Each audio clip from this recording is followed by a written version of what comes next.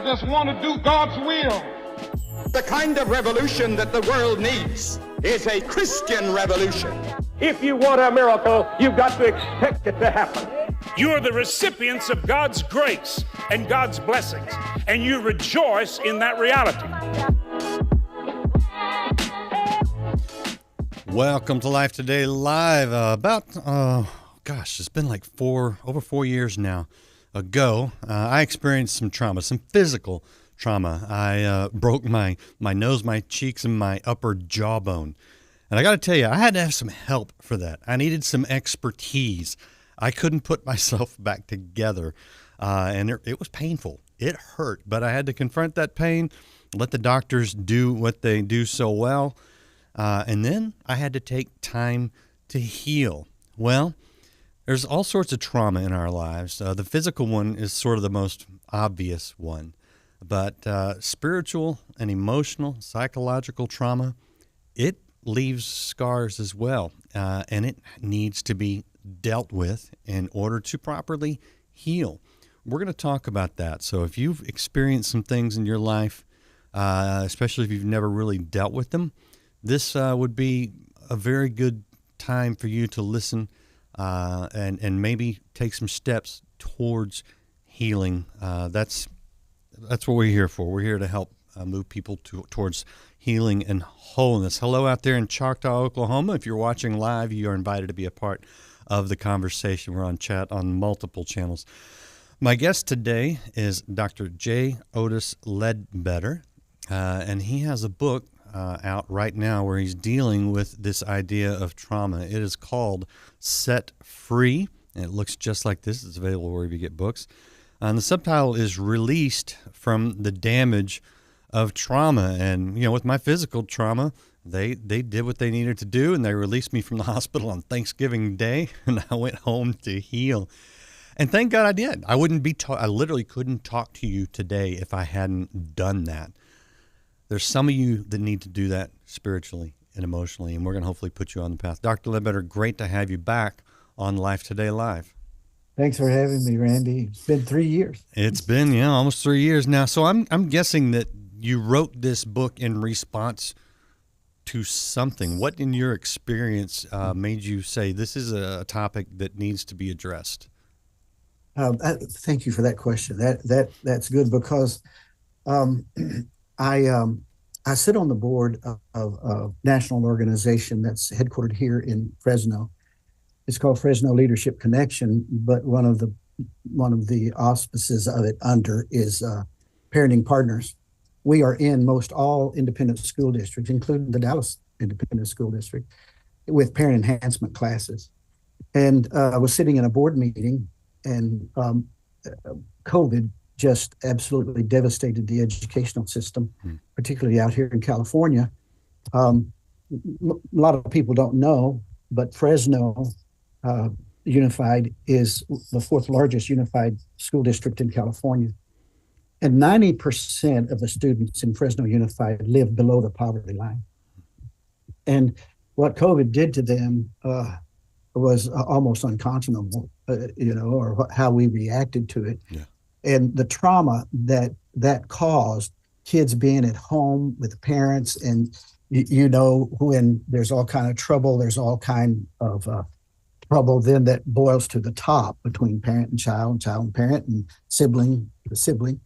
And the trauma that they started talking about here really didn't come from here. It came from the education department. And I was sitting in this board meeting, and they came in and said, we're going to have to change our curriculum. We're going to have to write some new curriculum, and the curriculum has to do with something called trauma informed. So they wanted everybody in the school district to be informed about trauma and what it does and what it is. I also was listening to a speaker that spoke for a nonprofit organization called Teen Challenge. And he really got to my heart when he said he's never heard a pastor. He's never heard a preacher. He's been in a lot of churches to raise money. He has never heard a pastor preach a sermon on trauma and how to deal with it. And he asked that question, where are you, pastors? Where are you when it comes to trauma? Because the suicide rate is out of sight. depression is out of sight, especially with the isolation that COVID brought on. People are isolated. Isolation leads to hopelessness, and hopelessness leads to desperation, and desperation will lead to whatever. People will do a lot of things not to be desperate. So the suicide rate had gone up. So in talking to several of the, I'm really choosing my words. I don't want to bring anybody in. I don't have permission to say their names, but I was talking to some education officials, and we were talking about this trauma as I was looking to write this book. And I asked them, well, what are you speaking about? What is the curriculum going to be about, and how do we address the students? And they would always talk about, well, it's going to be the emotional and the social, the emotional trauma and the social trauma that we're talking about. And I said, well, it's a three-legged stool. You know, we're not just body and soul. We're one more, and that third is spirit. And what I don't see is that third leg of the stool. And they actually told me, Randy, yeah, the third leg of that stool is government. Yeah. So the education system sees the child as a social being and a emotional being and a ward of the state. The state needs to do something about it. The government needs to do something about it. And I challenged them. I said, no, it is social, emotional, and spiritual. Where is the spiritual? I said, actually, your spirit, the spirit is more real than the body. I mean, what you can see, the Bible says, is temporal. What you can't see is eternal. And so it's more real than the body. And they really didn't like, and we got into some, not heated, but, you know, some very vigorous conversations about it not being spiritual. That's not what they're here for. That may be what I'm here for, but that's not what they're here for. So they leave the spiritual totally out. So that really hit my heart. And I thought, you know, I need not to be one of those pastors that does not speak to my people on trauma. So I developed a series called Set Free, Released from the Damage of Trauma, because that's what trauma does. It damages you. And there's a 10 sermon series. And I tell you, we're Baptist, and a lot of times we're loud and we say amen and we talk back, and you know, that's that sort of thing in our church. But on those Sundays when I spoke on trauma, you could hear a pin drop. I spoke on from fear to faith. How do you get there? Because trauma creates fear. And fear then creates anxiety. So how do you get from anxiety to assurance? And then fear and anxiety create moodiness in you, mood swings, confusion. You don't know who you are. You don't know where you're going. So you're all over the place. And the from moodiness to maturity, how do you get there? And then those three come to isolation. You'll isolate yourself. When you have fear and anxiety and mood swings, you know people don't want to be around you. You're really running them off, and they're leaving you, and so you will isolate yourself, which is the most dangerous time of all of these, because isolation leads to hopelessness, and hopelessness leads to desperation, and desperation will lead to whatever. Okay. And then after that, when you've got those, the next thing, in order to be safe, in order to live, you live by lies. Because lying creates a safe place for you to dwell, and you don't have to deal with the truth. You can live with lies.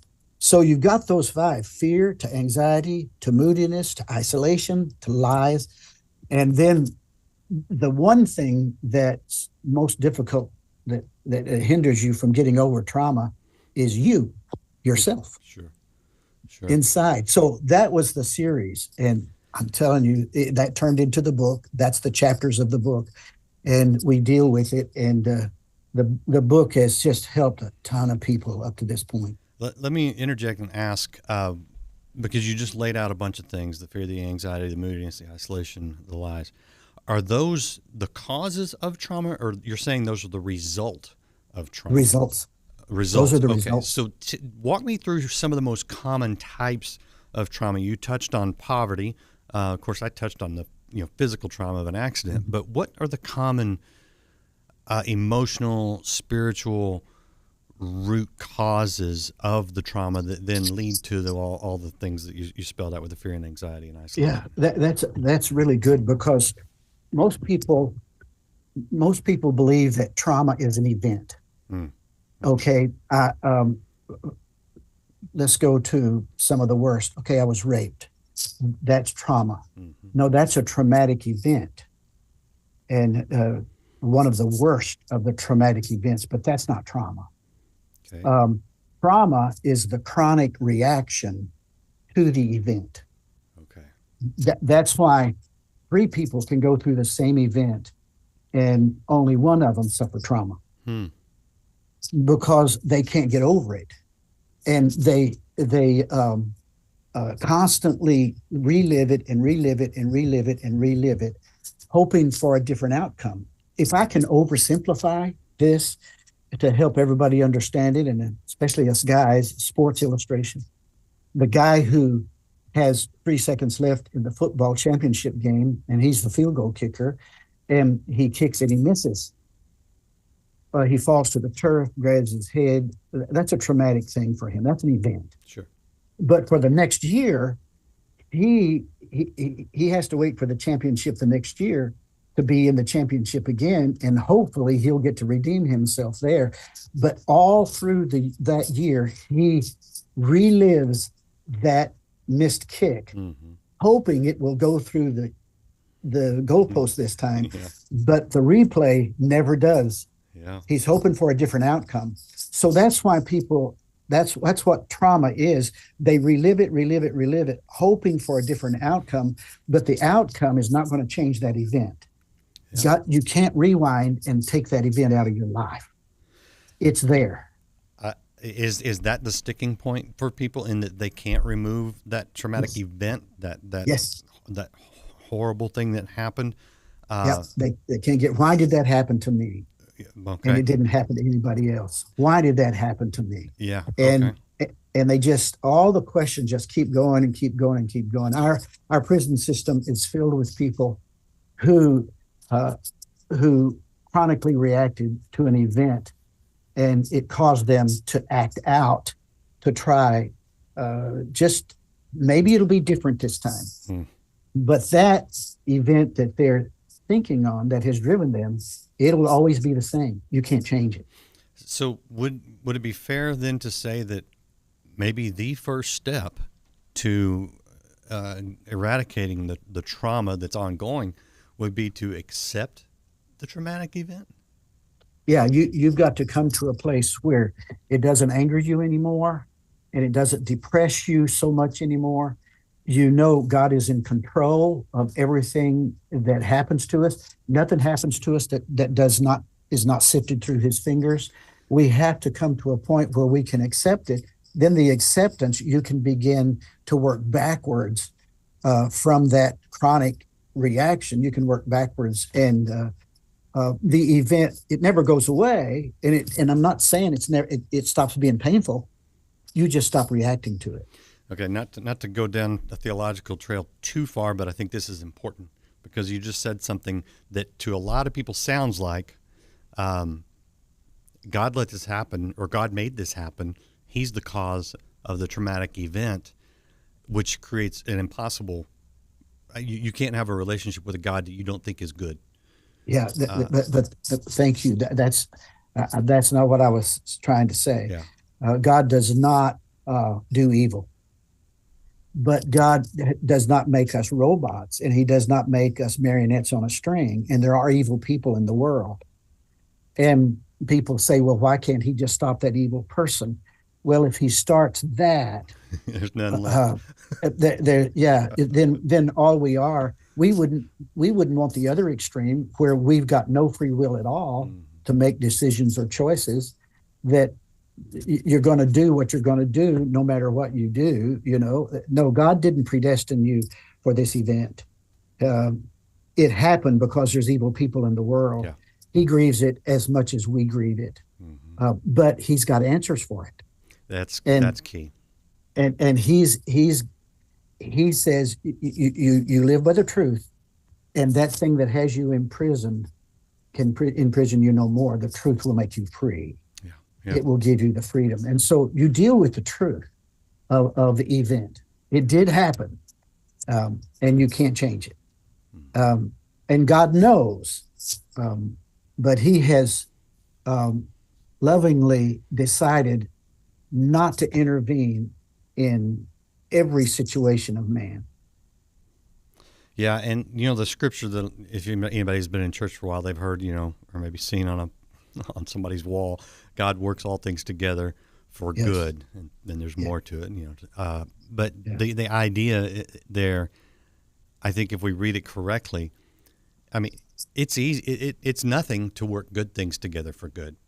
Yeah, there's no hard work being done there, right? The miracle comes in God taking the bad things, which are bad, and making something good come out of it. And that trauma cycle that you're talking about prevents that. Yes, it prevents it. It doesn't let you get back to it. There's not going to be a different outcome. When I wrote this, a lot of people thought, by the way, I'm not a psychologist. And in the book, I give that disclaimer. I'm not a psychologist. I'm not a medical doctor. I've had the highest levels of education, the terminal degrees, and I've had all kind of psychology in those.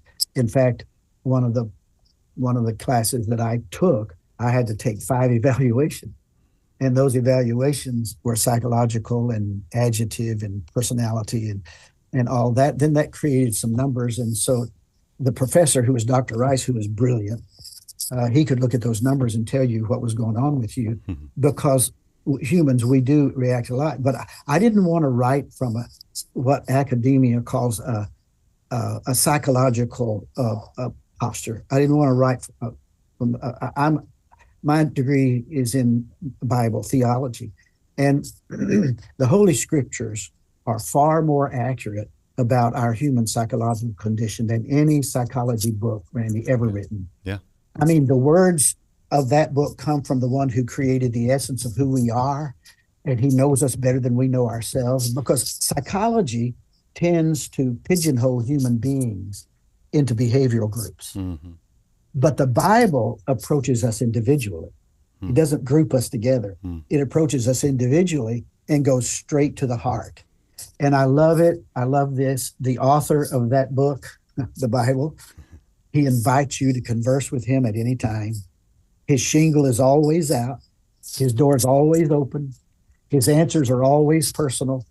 And his prognosis is always spot on. So that's where I came from. And then this beautiful thing is, it just let me say this. If I wrote the Bible and I had heroes in the Bible like David and Paul and Peter and Moses and Elijah, there's no way I would write about their warts, right? And their failures. I wouldn't allow that to go, because I want to build this person up. But God allows us to see that, and so that we can relate to it. And this book then takes Bible characters like Mary and Martha. They lost the trauma in their family was death. Yeah. And in Job, the first three chapters of Job are nothing but anxiety. Yeah. And then Elijah, isolation. He isolated himself, and he wanted to commit suicide. He said, I'm no better than my ancestors. God, just take my life, kill me. He's been where some have been. He had that same mental confusion, I guess you would call it, because that's really what trauma is. I love what how Jane Levy identified what trauma. She said, let's see if I can remember it. She said, trauma is like a pebble hitting the windshield of a car. at the point of impact, it shatters across the field of vision, obscuring reality and challenging beliefs. So when that pebble hits the windshield and your windshield shattered, you can't see reality. And most people, when trauma has shattered their reality, now it's going to affect their belief system. Well, all of these Bible characters had the same thing. I mean, with Peter, he hooked his star to Jesus. He saw him get taken in the garden. He pulled his sword out and swung it, I think for the head, but he only got the ear of the servant, and then the next thing for him to do was to lie. Yeah. That's a safe place. Oh, wow. He lied about it. He was living by lies until he realized that and wept bitterly. So all of these Bible characters, we go and we see the fear, the anxiety, the moodiness, the isolation, the lying, and then the hardest to get over, the hardest area will be ourselves. We just can't we blame God. We blame God. It's a blame game. That's what Mary and Martha did when they met Jesus on the road. All of them said, had you been here? Yeah. This wouldn't have happened. Yeah. God, where were you? Yeah. Their first words to him were accusatory. So seeing all these people, I think, gives us what would you call it? Misery loves company. And they got over it. And they went from fear to faith, from anxiety to assurance, from moodiness to maturity, from isolation to involvement. That's how that's what he did with Elijah. Yeah. His isolation. He got him involved with the widow. Well, that's good. I mean, because what you're talking about, well, I mean, there's nobody in the Bible that didn't experience trauma, including Jesus. Yes. What you're saying is that there's hope. And I think the person who's stuck in that cycle needs to know there is hope. I want to show people your book again. It's called Set Free, by Dr. J. Otis Ledbetter.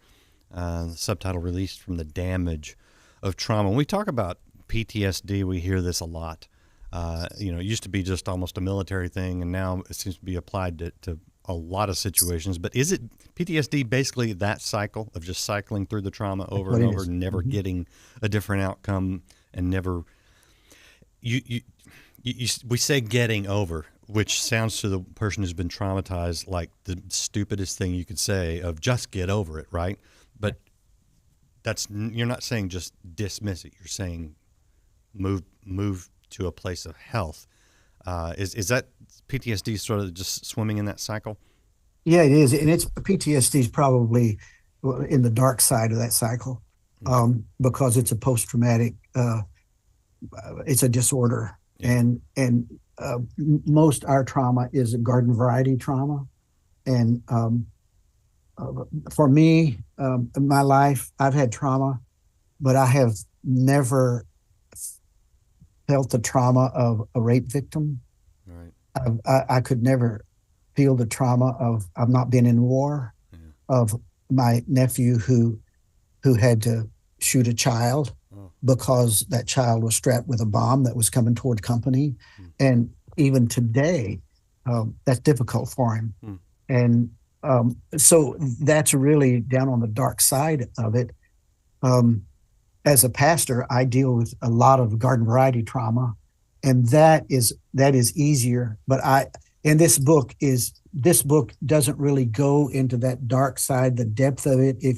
If a person is there, I would advise them to seek some professional help that really can get them out of that. That's what my nephew does, and he really has come out of it with that professional help. I would think, the work would be harder when the hole's deeper in a sense, but aren't the principles the same? Are they the same? They're the same. And I'm not saying the Bible can't bring a person who's struggling with PTSD. Sure. I'm not saying that. Right. I was saying that for myself. It's above my pay grade. Oh, okay. The reality is I think God designed the world so that we need people. Yes. And so there's no shame. Because like I opened up, I couldn't fix, I have titanium plates in my face, There's no way I could have put them in and screwed them into my skull and gotten it right. We need help. I mean, there are some situations where you just need help, and the grace of God, whether it's through the medical community or through the psychological community, I would always recommend a Christian counselor or psychologist if you need someone with that level of experience, so that they don't ignore the spirit. But we need professional help. I mean, there's no shame in that. Nobody shamed me for going to the maxillofacial whatever experts they are over in Dallas. Nobody ever looked at me and said, "Well, where's your faith?" You know, but we tend, sometimes that happens, or we think that that's the case. Oh, that's a really good when point. We're suffering deep trauma, and really we just got to say, no, go get the help you need. You know, Larry Crabb, in his book Connecting, Dr. Larry Crabb, who's a Christian psychologist, he's very well respected. He said something that really helped me as a pastor, because sometimes we think, well, this is above my pay grade, I shouldn't be going there. And actually, when I was writing this book, I considered that, prayed over that but he says in his book Connecting that he has learned over the years that most people who some say they have psychological disorders are not psychological disorders at all. They're just disconnected people. And so the average Joe who has studied his Bible or her Bible for a long time, they have answers. And to sit down with people who have gone through trauma and gone through a traumatic event, and now they're experiencing the trauma, their reaction to it. If you can just sit down with them and understand their reaction, get into the scriptures, and you move them back to, it's very helpful. They're just, like he said, a lot of them are just disconnected people. Yeah, that's interesting. There's something in the notes that your publisher sent that I want to ask you about, because I thought, okay, this is interesting, and it gets to the core of people who have been abused or taken advantage of by others. In other words, I didn't do this; someone else did it to me. Because I know that can be difficult. It says, "How does defining the faults of others actually define who we are?" What does that mean? Yeah, that's really true, because defining the faults of others comes in the context of a blame game. And so we do not want that. We don't want that blame on us. So we seek somebody else to blame. And so then we find others with faults, and then we blame them. I really talked about it. And what I said in it is that blame is an unkind tool of the guilty. Okay. And so when you don't want that on you, you find somebody you can transfer that onto, and you blame them. And you blaming them, you're really saying something about you. For instance, I addressed that with Mary and Martha. When they came to Jesus, he was to blame because they thought he had the answer. And if you'd have been here, you see, so Mary and Martha's from fear to faith, they had a real fear. You have to understand their fear. It wasn't just that they lost a brother. That's bad enough. But in those days, women were second-class citizens, and they held no future to through the inheritance. So they would have to go get married, or they would have to find somebody that takes care of them. So they lost their security. They lost their future, not just a brother. And Jesus could have taken care of that if he'd have been here. He just lollygagged. He didn't come down when we called him. And now and it's interesting, Martha faces him face to. Now Mary knelt before him when she went there, but Martha was face to face with him, nose to nose with him. And she's the one that told him, "Get Mary to help me, because she's in here with you and I'm in the kitchen. I'm doing everything. So will you tell her to come in and help me?" So if she got angry then, she's really going to get angry now, because of where she is. And Jesus tried to settle her down, knowing that she just put the blame on him. Well, that really says more about Martha than it says about Jesus.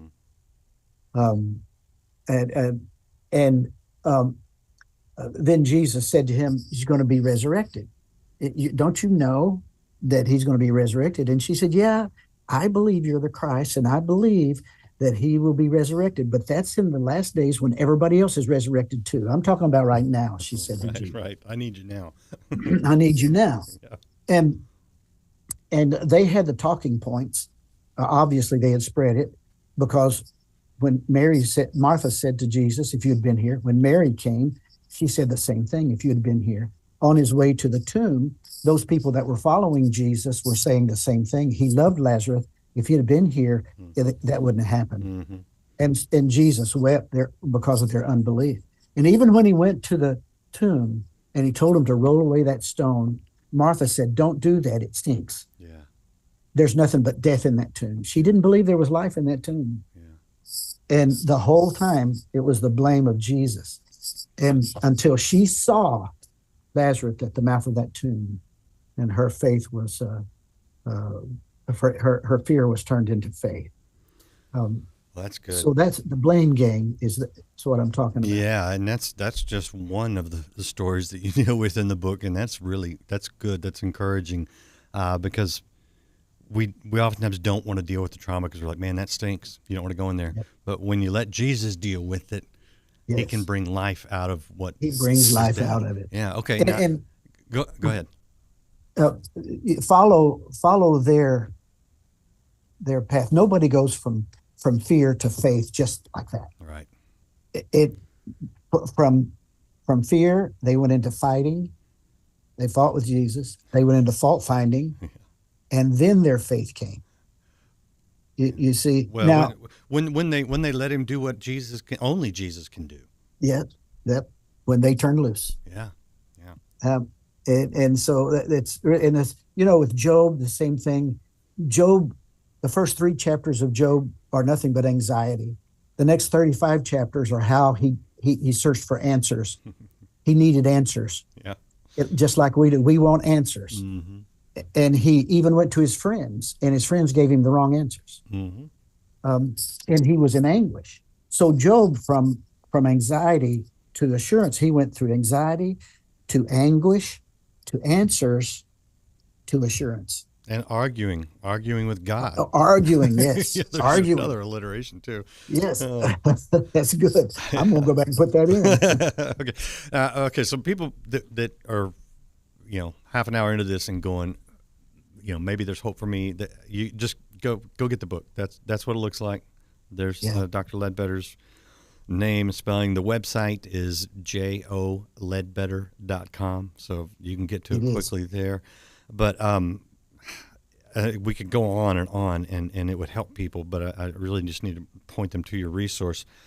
Let me ask you one final question, because as you've been dealing with this, with situations, whether it's in schools or in your church, or just feedback from the book since it's been out, those who say, okay, I'm ready to get out of this cycle of reliving the trauma and to deal with it and to let Jesus do what only Jesus can do, and maybe to get some help from other people, because, Jesus told them what? Hey, roll away the stone. He had people do some of the heavy lifting. You have to do it. Yeah. Yes. So, however you need to get it. And I'm a throw everything at the situation kind of guy. So it's like, hey, if I'm going to deal with a problem, let's throw everything at it.